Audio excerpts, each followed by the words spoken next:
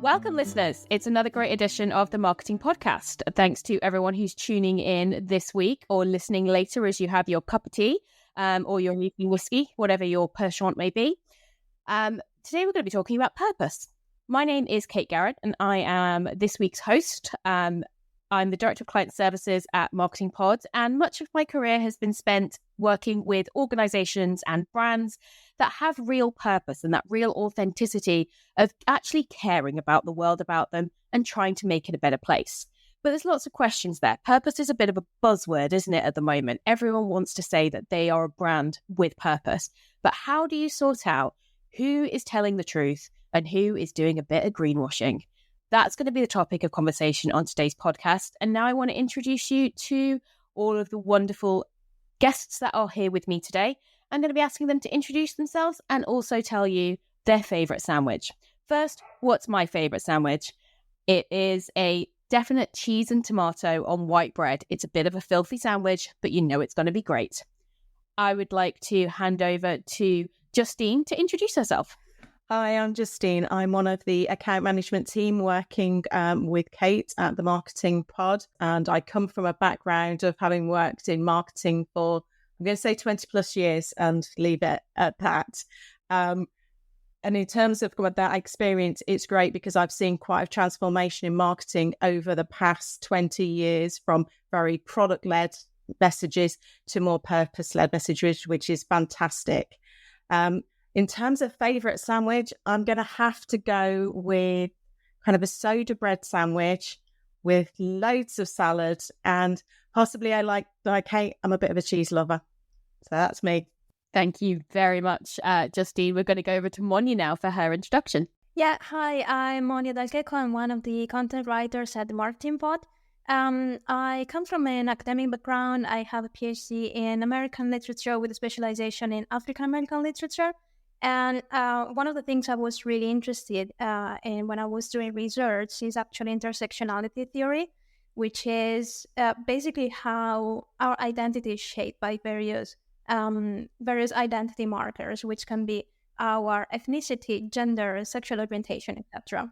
So when I left academia to specialize in content marketing, I definitely wanted to join an organization where purpose was crucial, which is just Marketing Pod, essentially.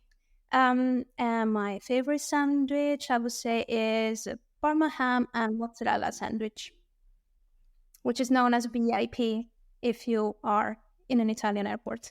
That sounds like a really delicious sandwich. Everyone's got a more grown-up sandwich than mine.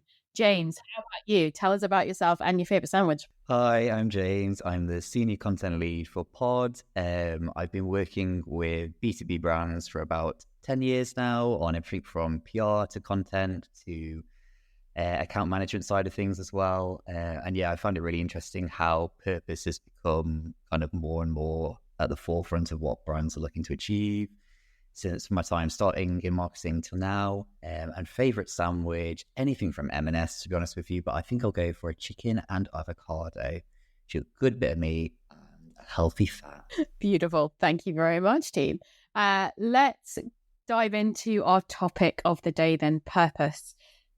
We work with a lot of different people, and we do now get a lot of companies coming to us saying that they want to communicate with considerably more purpose than they ever have before. A bit like Justine was saying, we've seen this transition away from product-led marketing into purpose-led marketing because consumers are both a B2C and a B2B market. They now want to work with companies with greater integrity.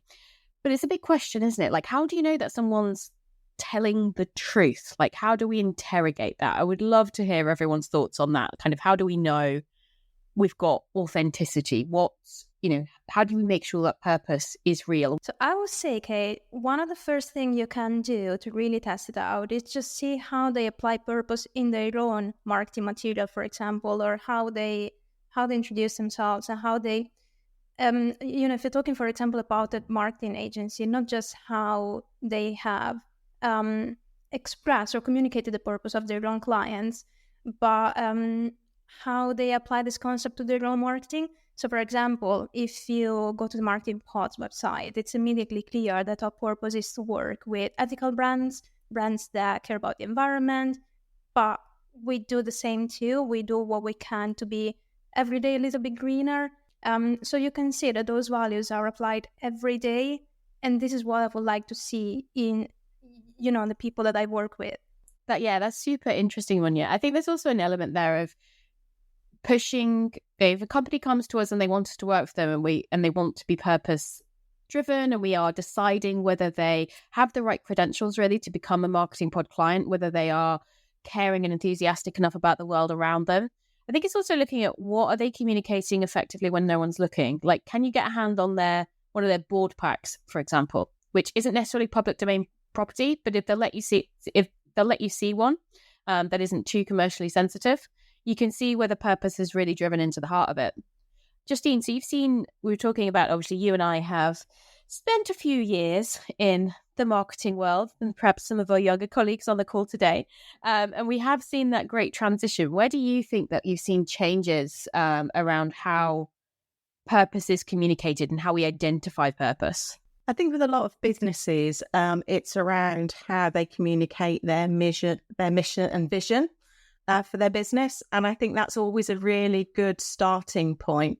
And to see how that then flows through into all of their communications, whether that is with customers, with stakeholders, and with their employees as well. So it's always good to see a company that's basically following that mission, and it's then passed down into how they look in terms of their values and what their kind of principles and beliefs and how that guides them as well. I think that's really key in kind of getting into a business and looking and understanding how they view purpose. Yeah, super, super interesting.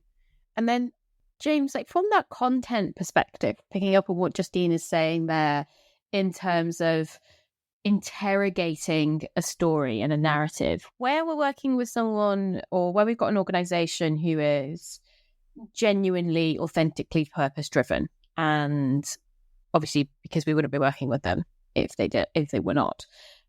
How do you uncover those stories? What tips have you got for any listeners who are perhaps newly purpose-led? Because let's face it, every business is on a different curve. You've got companies like the likes of Patagonia who have been long-standing purpose-driven and are the gold standard when it comes to purpose.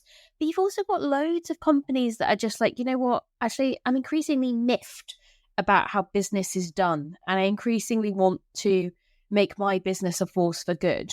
How do they start telling that story that they've been on in an authentic way? Yeah, I think that's a really interesting point you've picked up on, Kate, that, lots of different brands will be at different phases of their kind of purpose story. You've got these more established brands which have really embedded purpose at the heart of the brand's story that they're telling. But, there's a lot of companies that, they are kind of getting to grips with purpose and sustainability and their green ambitions, and how they're nurturing a more sustainable supply chain, all these kinds of endeavors.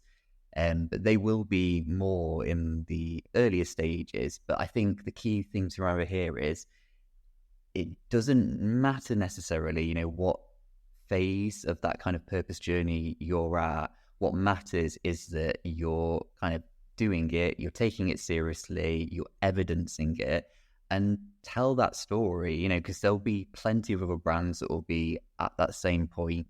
But if you can demonstrate and illustrate and evidence that you're, taking that journey seriously and what steps you're taking to make that a reality, then you can take people along with you on that journey. Beautiful.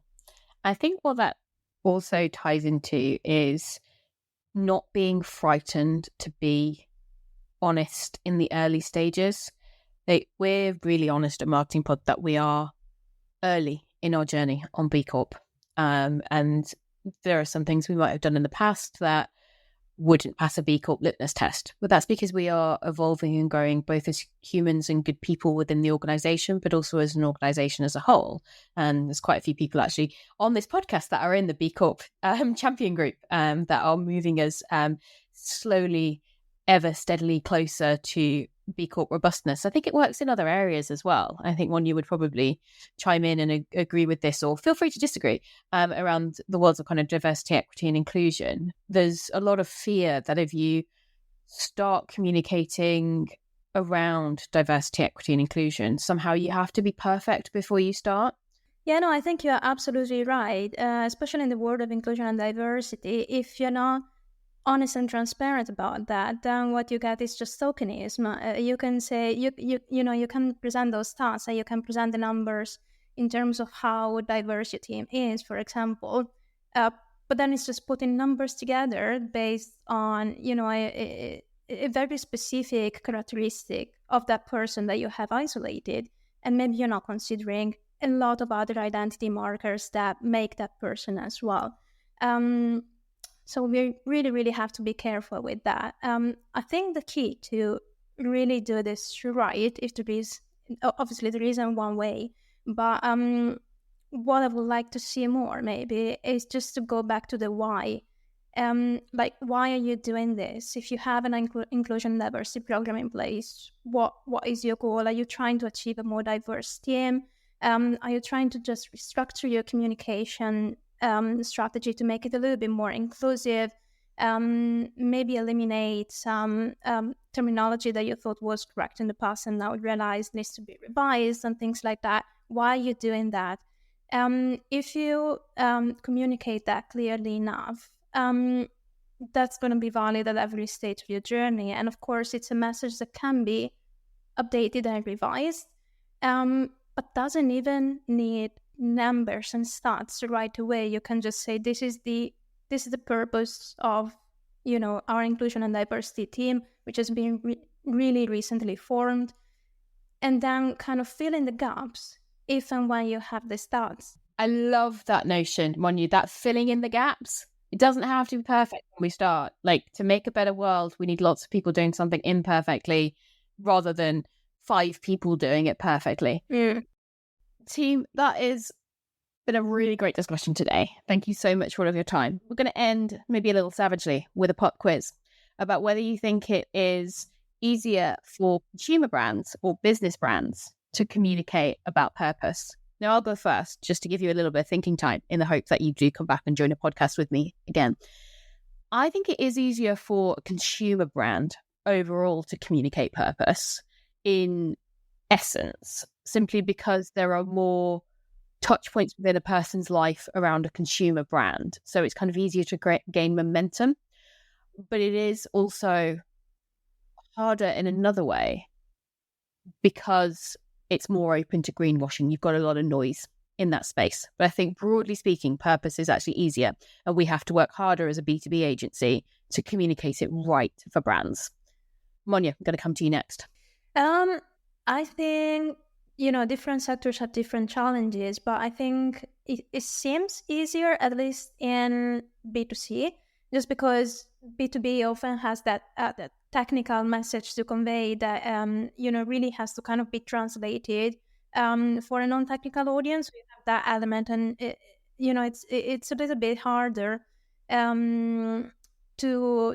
it can be a little bit harder to connect to your audience when the message is really, really complex and technical. You have to kind of make it a little bit easier to digest without diluting it. So that is one challenge we have. But in B2C at the same time, I think maybe people have been bombarded so much with content that is supposed to tap into their emotions that they become a little bit more resistant to it. So it's a little bit harder now, and it's becoming increasingly harder to tap into people's emotions just because of the sheer amount of content that's out there that's supposed to be just to do just that. Yeah, I really love that concept, kind of cutting through the noise. James, how about you? Ooh, it's a tricky question. I agree with Monia's point that I think we're all inundated by a lot of messaging nowadays, and that cutting through the noise is a challenge. I think I'd probably say, though, from a consumer perspective, if you're found to be greenwashing or not being entirely honest with your messaging, then potentially the repercussions from a brand perspective could be, particularly bad. But same is true really in the B2B realm. I think what I'd probably also add as well is I feel the B2C sector is perhaps a little bit more advanced in terms of more naturally embedding purpose within their comms. I think there's plenty that the B2B world could kind of learn from in terms of what some B2C companies are doing too. Yeah, I'm going to sit on the fence a little bit and say it's probably, there's no right answer here. It's a tricky one for everyone involved. But I think it goes back to the point, as long as you're kind of trying to tackle the issue, then as long as we're all making headway, then everyone's kind of making progress. It's something that, whether you're B2B or B2C, it needs to be kind of fully on your radar now. Nicely hedged there, James. And Justine, can you take us home with the final answer? I think I'm possibly going to hedge my bets a little bit. I guess my point in relation to B2C and B2B is that it's often easier if you are in a newer business that has very much set themselves out as a very purpose-led business from the start, whether you're B2C or B2B. That makes it easier because it's ingrained in your business from the start, and you can talk to your customers and your stakeholders and your employees in the right way. I think the challenge comes is for more established businesses whose agenda hasn't necessarily been around purpose or sustainability to then turn the conversation to being a purpose-led organisation. And there's a lot more evidence that they probably need to provide to convince their audience that they are on the right track. And then I think being transparent and open is really key at that point to get those right messages across. So I don't think either is easy. I just think it's possibly easier if you are newer to business and those are your core values. Awesome. That was a beautiful summary there, Justine. Thank you very much. That wraps us up for today, folks. Thank you very much for tuning in. If you are listening to this on one of our socials, please drop a little comment below just to let us know how you found the podcast, if there's any topics you want us to explore or any items that you would like our panel to dive into in a little bit more detail from today's podcast. Thank you.